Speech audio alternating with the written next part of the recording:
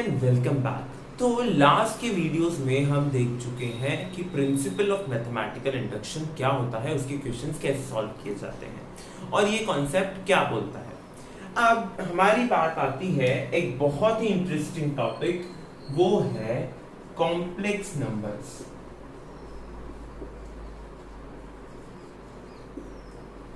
वो है complex number. तो कॉम्प्लेक्स नंबर का इंट्रोडक्शन देने से पहले कॉम्प्लेक्स नंबर आए कहां से, कॉम्प्लेक्स नंबर होते क्या हैं। ओके, सो ऐसा हुआ था कि एक यूलर नाम के मैथमेटिशियन थे, उनने हमें कॉन्सेप्ट दिया कॉम्प्लेक्स नंबर का। Complex number is i which is equal to minus one root. It is known as iota. It is known as iota. तो कॉम्प्लेक्स नंबर कैसे इंट्रोड्यूस हुए? जब हमारे पास एक इक्वेशन आई, suppose x square plus 1 is equal to 0। अब इसको हमने सॉल्व किया कि x स्क्वायर इज माइनस 1। तब हमने बोला कि किसी भी नंबर का स्क्वायर तो हमेशा पॉजिटिव होता है, लेकिन यहाँ पर हमारे पास तो नेगेटिव 1 आ रहा है, यानी कि यहाँ पर हमारे पास x की वैल्यू आ रही है -1 का रूट। तो इसी नंबर को एक नाम दिया गया आयोटा। ये नाम किसने दिया? यूलर ने दिया। और ये नाम देने के बाद, आयोटा आने के बाद, हमारे पास एक नया फील्ड डेवलप हो गया, जिस फील्ड को हम बोलते हैं कॉम्प्लेक्स फील्ड, कॉम्प्लेक्स एनालिसिस। ऐसी बहुत सारी चीजें हैं जब आप आगे जाके अगर कॉम्प्लेक्स नंबर में ही और डीप पढ़ते हैं, जैसे अगर आप एमएससी मैथमेटिक्स करते हैं तो आपके पास सब्जेक्ट, पर्टिकुलर एक सब्जेक्ट होता है कॉम्प्लेक्स एनालिसिस। ओके, उससे पहले तक कुछ यूनिट्स, कुछ चैप्टर्स ही होते हैं कॉम्प्लेक्स एनालिसिस पे। सो बेसिकली कॉम्प्लेक्स एनालिसिस में आप करते क्या है, आपने ये तो देख लिया कॉम्प्लेक्स नंबर्स क्या होते हैं। इधर जब आप इसको स्क्वायर करते हैं, आयोटा स्क्वायर इज -1। जब आप आयोटा की इंटीग्रल पावर्स निकालते हैं, iota cube, okay, iota cube यानी -1 cube, -1 to the power 3/2, -1 to the power 3/2। तो जब आप इसको निकालते हैं तो ये आता है माइनस ऑफ आयोटा। ऐसे जब आप आयोटा टू द पावर 4 निकालते हैं तो वो आता है 1। ओके, तो आपको याद क्या रखना है कि जब भी आपके पास आयोटा की कुछ भी पावर हो, उसका सॉल्यूशन निकालने के लिए आपको उस पावर को 4 से डिवाइड करना है। जैसे कि सपोज आपसे कोई पूछ ले आयोटा टू द पावर 10 कितना होगा, तो इसको आप क्या लिख दीजिए, आप लिख सकते हैं आयोटा 4 into 2 + 2, राइट। अगर आप 10 को डिवाइड करेंगे 4 से तो आपके पास 2 8 एंड रिमाइंडर 2, सो 4 into 2 + 2 इस फॉर्मेट में लिख सकते हैं। अब आयोटा टू दी पावर 4 1 होता है। अगर मैं इसको और स्प्लिट करूं तो मैं इसको ऐसा लिख सकता हूं, into iota square. So this becomes iota to the power 4 square into iota square.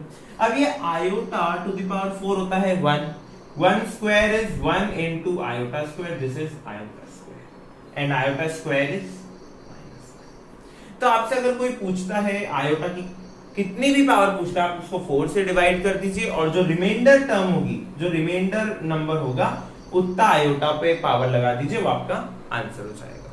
ऐसे ही नेगेटिव पावर्स के लिए भी आप कर सकते हैं, ठीक है। नोट्स में आपको मिल जाएगा नेगेटिव पावर्स के साथ कैसे डील किया जाता है।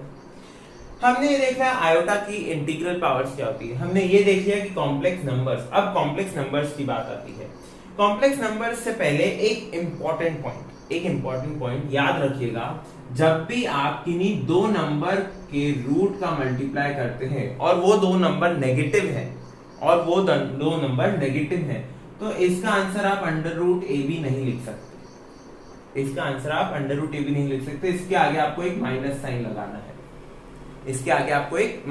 लगाना है। ओके, तो जब भी आप नेगेटिव नंबर के साथ डील करते हैं और अंडर रूट में दो नेगेटिव हैं, ओके, अंडर रूट में दो नेगेटिव हैं, जहां पर ए और बी रियल है और उनके आगे नेगेटिव साइन है, तो याद रखिएगा आपको क्या लिखना है आंसर में, √-A। इसी पर बेस्ड आपका एक बहुत इंपॉर्टेंट क्वेश्चन बनता है, आपसे एग्जाम में पूछा जाता है, ये one of the most repeating question है कि आप इस स्टेटमेंट में गलती क्या है वो बताइए। वो लोग पूछते हैं कि एक स्टेटमेंट देते हैं वो लोग, और वो पूछते हैं उस स्टेटमेंट में गलती क्या है, ठीक है। जैसे कि देखिए, आप 1 को क्या लिख सकते हैं, 1 को क्या लिख सकते हैं, या फिर अगर मैं बोलना चाहूं, आप एक स्टेटमेंट गिवन होता है आपको जिसमें आप आयोटा का यूज करते हैं, राइट, जिसमें आप आयोटा का यूज करते हैं। आप उस स्टेटमेंट में ऐसा प्रूव कर देते हैं लगभग कि minus of one is equal to one.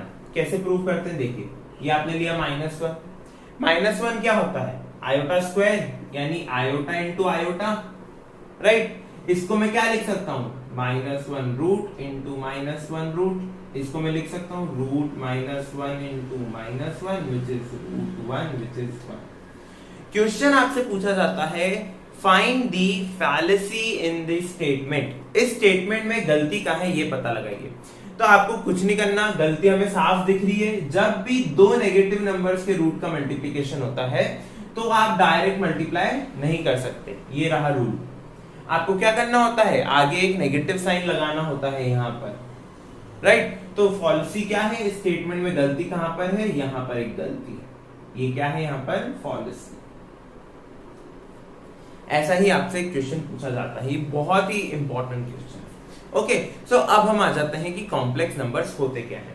Complex numbers को डिनोट किया जाता है z से, कॉम्प्लेक्स नंबर को डिनोट किया जाता है z से, और z is equal to a plus ib, ऐसा लिखा जाता है। z is equal to a plus ib, जहां पर ये जो a है, ये जो a है और ये जो b है, a, b are real numbers, are real number. a और b क्या होते हैं, रियल नंबर होते हैं। और आयोटा हमें पता है, आयोटा क्या होता है, -1 होता है, ठीक है। इसी नंबर, इसी z को बोला जाता है complex number.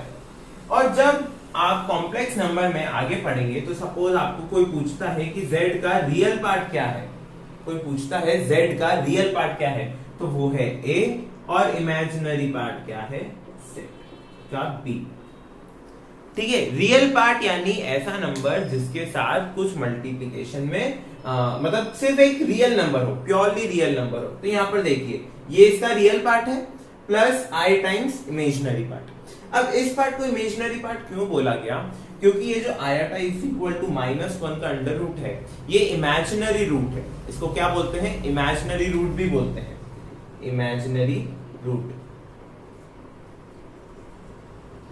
Right. So iota is imaginary number, इसी वजह से b को क्या बोला जाता है, imaginary part of z। a को बोलते हैं रियल पार्ट ऑफ z और b को बोलते हैं इमेजिनरी पार्ट ऑफ z। ये नोटेशंस आपको याद रखने ही पड़ेंगे, बहुत इंपॉर्टेंट है। कॉम्प्लेक्स नंबर जो है वो आपको शुरू होता है 11th में, और आप जैसे जैसे आगे बढ़ते जाएंगे आपको कॉम्प्लेक्स नंबर मिलता ही जाएगा। फिर आपको इसे ट्रिग्नोमेट्री में यूज करना रहेगा, उसके बाद इसको आप डिफरेंशिएशंस में यूज करेंगे, और बहुत कुछ आएगा, इंटीग्रेशंस में यूज करेंगे, पार्शियल डिफरेंशिएशन में यूज करेंगे, बहुत कुछ आएगा। ओके, सो ये तो हो गया real part and imaginary part of z। उसके बाद बारी आती है कि कॉम्प्लेक्स नंबर को हमने डिनोट तो कर दिया, चलिए ठीक है, हमारे पास डिनोशन आ गया कि z is equal to a plus b complex number का डिनोशन है। रियल पार्ट हमने देख लिया, इमेजिनरी पार्ट हमने देख लिया। अब बारी आती है कि अगर a इज इक्वल टू 0, अगर क्या हो, a is equal to 0, suppose a is equal to 0, अगर a 0 हो गया तो z क्या हो जाएगा, z हो जाएगा ib, और अगर b इज इक्वल टू 0 हो गया तो z हो जाएगा a, राइट। सो इन्हीं नंबर्स को यहां पर क्या बोल देंगे, हम बोल देंगे this is purely imaginary and this is purely real. अब ऐसा क्यों बोल रहे हैं, देखिए, a जब 0 हो रहा है, यानी रियल पार्ट 0 हो रहा है, रियल पार्ट हट गया, तो हमारे पास क्या बचेगा, सिर्फ imaginary part. So this number becomes a purely imaginary number. और यही जब आप देखेंगे b 0 हो जाता है, जब ये b 0 हो गया तो यहां पर सिर्फ a बचा, क्यों, क्योंकि b 0 i में 0 का मल्टीप्लाई 0, राइट। सो सिर्फ a बचा, this is a is real, so this number becomes purely real. उसके बाद बारी आती है एक इंपॉर्टेंट पॉइंट की, जिसे हम बोलते हैं कि कोई कॉम्प्लेक्स नंबर इक्वल कब होंगे, इक्वालिटी, कॉम्प्लेक्स नंबर्स की इक्वालिटी। कॉम्प्लेक्स नंबर्स की इक्वालिटी तो हम सपोज करते हैं हमारे पास z1 गिवन है a1 plus ib1, z2 given है a2 प्लस ib2। ओके, सो अगर z1 is equal to z2 आपके पास गिवन है, अगर आपके पास गिवन है कि Z1 is equal to Z2, इसका मतलब क्या है? इसका मतलब है कि A1 is equal to A2 and B1 is equal to B2। याद रखिएगा मैंने यहां लिखा है एंड, मैंने और नहीं लिखा, एंड लिखा है, यानी दोनों इक्वल होने चाहिए।